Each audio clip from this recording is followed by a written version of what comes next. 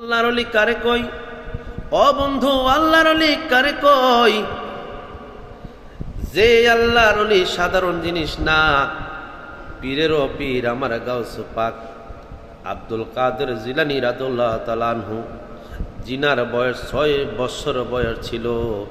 যিনি ছোট্টবেলায় বাড়ির সামনে খেলাধুলা করতেছে।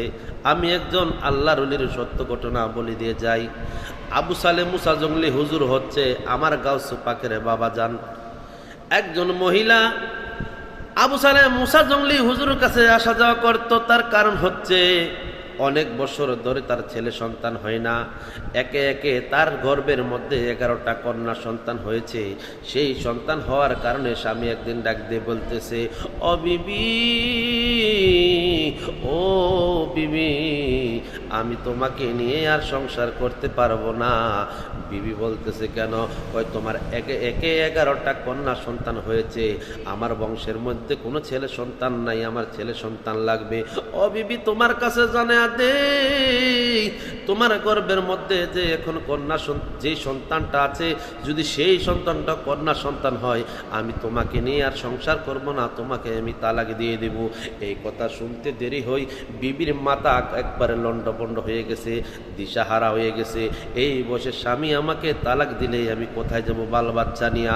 এই কথা শোনার পরে দৌড়তে দৌড়তে দৌড়তে দৌড়তে আবু সালে মুসা জঙ্গলি হুজুরের কাছে গেল। যখন হুজুর গাউস পাক ওই বাড়ির সামনে খেলাধুলা করতেছে, তিনি ওই মহিলার দিকে লক্ষ্য রাখলো। উনি সাধারণভাবে গেল, যাইতে সময় হুজুর কাছে যাইতে সময় দুধ কলা বিভিন্ন আইটেমের ফল পাকড়া নিয়ে গেল।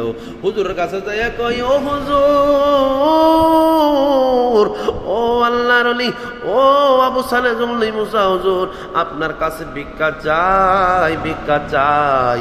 হুজুর বলে, কেন, তোমার কি সমস্যা হয়েছে বলো?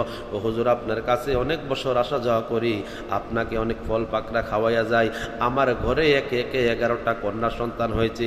আজকে স্বামী আমাকে ডাক দিয়ে ডিক্লার দিয়েছে, আমার গর্ভের মধ্যে যদি এই সন্তানটা কন্যা সন্তান হয়, আমার স্বামী নাকি আমাকে আর সংসারে রাখবে না, আমাকে তালাক দিবে। হুজুর, একটু দয়া করুন হুজুর, যদি আবার একটাও আমার কন্যা সন্তান হয়, স্বামী আমাকে তালাক দিবে। এই বয়সে বাল বাচ্চা নিয়ে আমি রাস্তাঘাটে কোথায় যাব?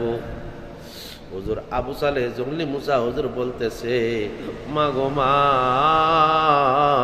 তুমি রাগ কইরো না, তোমার গর্ভের মধ্যে যে সন্তানটা আছে সেই সন্তানটাও কন্যা সন্তান হবে।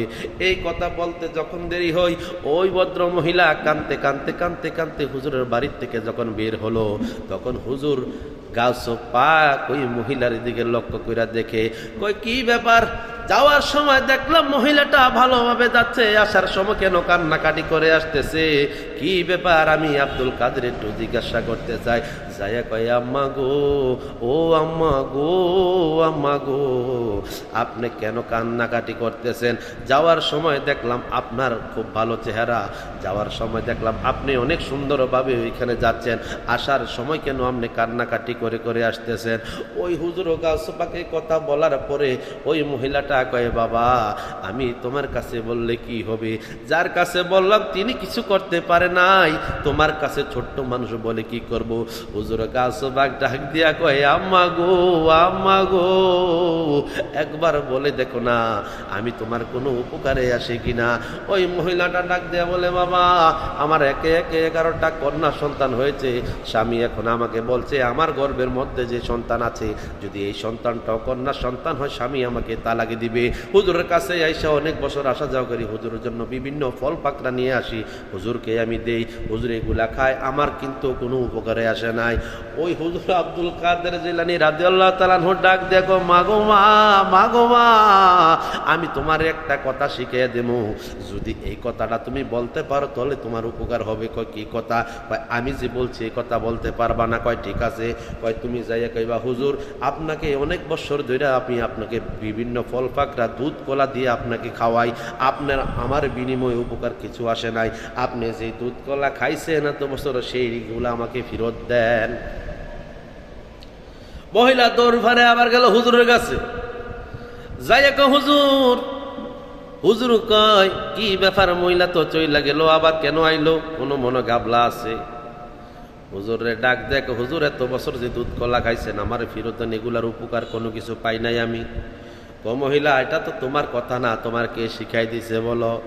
মহিলা কইতেছে না, পাশের হাতে একটা লাড়ি ছিল, লাড়িটা দিয়া কয়, মহিলা তোমার এখন এটা দিয়া বাইরেতে শুরু করবো, তুমি সত্য কথা কও।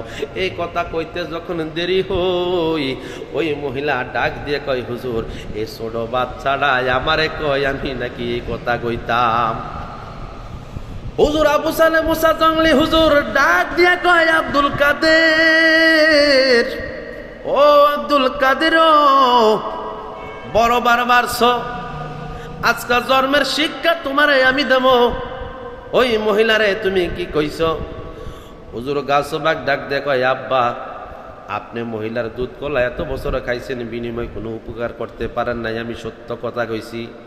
যদি আপনি মহিলার দুধ কলা বিভিন্ন ফল পাকড়া খাইয়া থাকেন, তাহলে এই মহিলার উপকার আপনি করলেন না কেন? কই মহিলার যেই বাচ্চা হবে আমি তো সেটাই কইছি, আমি কি ভুল কথা কইছিনি? ওই আপনি তাহলে খাইছেন কেন? এই কথা বলতে দেরি হয়, বাবার সামনে যখন তক্র করতেছে সন্তান, হুজুর গাছ পাখের গালের মধ্যে আবু সালে জঙ্গলি মুসা হুজুর একটা থাপ্পড় যখন মারলো, হুজুর গাছ বাগ ডাক দে কয়, আব্বা আব্বা যাতে যাতে রে কসম খাইয়া কই, আল্লাহর দোহাই দিয়া কই, আর একটা থাপ্পড় দিছেন, আর একটা থাপ্পড় দিয়েন না। একটা থাপ্পড়ে ওই মহিলার ঘরে যেই সন্তান কন্যা সন্তান ছিল সবগুলারে আমি পুরুষ বানাইয়া দিছি। আর যদি একটা থাপ্পড় দেন আমারে আব্বা যান, বগদাদের জমিনে কোনো মেয়ে সন্তান থাকবে না, সবগুলা ছেলে হইয়া যাবে। সুবহান আল্লাহ।